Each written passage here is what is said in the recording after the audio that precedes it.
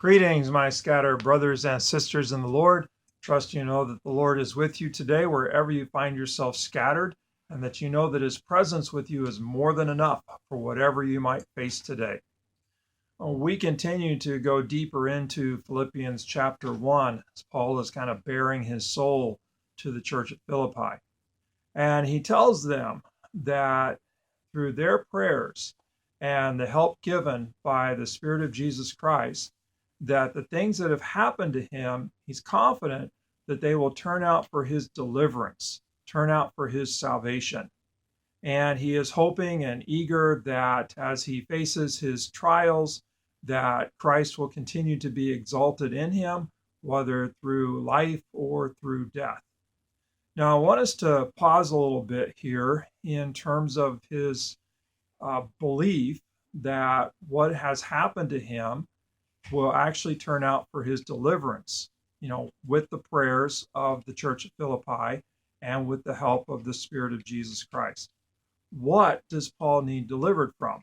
What is he hoping, anticipating to be saved from?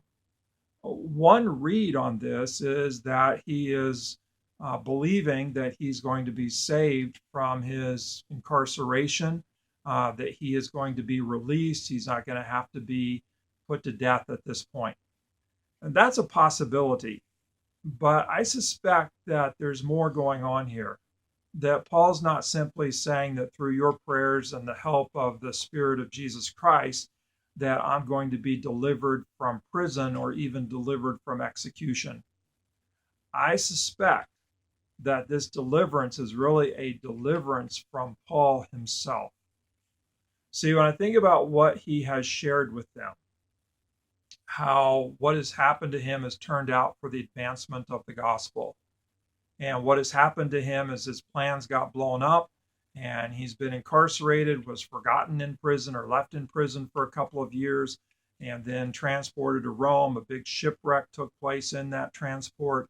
And now he's in Rome, house arrest in prison. And so those weren't his plans at all. And then how he shared with them that there were some who were preaching Christ out of selfish ambition and rivalry and hoping to stir up trouble for Paul. And Paul's having to just kind of let that go and rejoice simply that Christ is being preached, whatever the motive. See, those are pretty big things for Paul to have to deal with. The incarceration, the blown up plans, people trying to stir up trouble for him.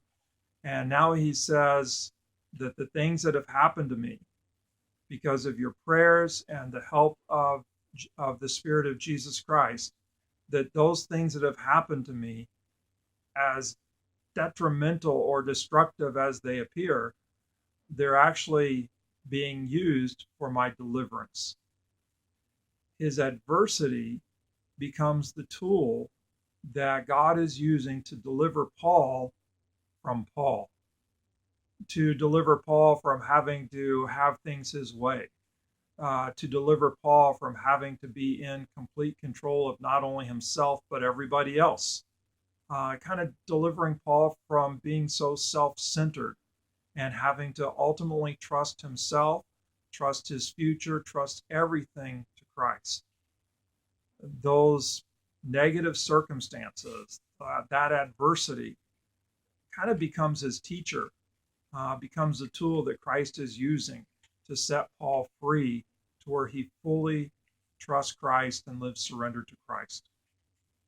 Wherever you're scattered today, I think that might be a good word for us, that we learn that in the midst of our adversity, that through the prayers of those around us and definitely through the help of the Spirit of Jesus Christ, that adversity actually becomes a tool which God is using to set us free from ourselves, so that we can live fully surrendered to him, fully trusting our lives to him, the outcome of everything to him, that we truly are a Christ-centered people instead of being kind of stuck on ourselves and stuck in this anxiety of having to control everything ourselves.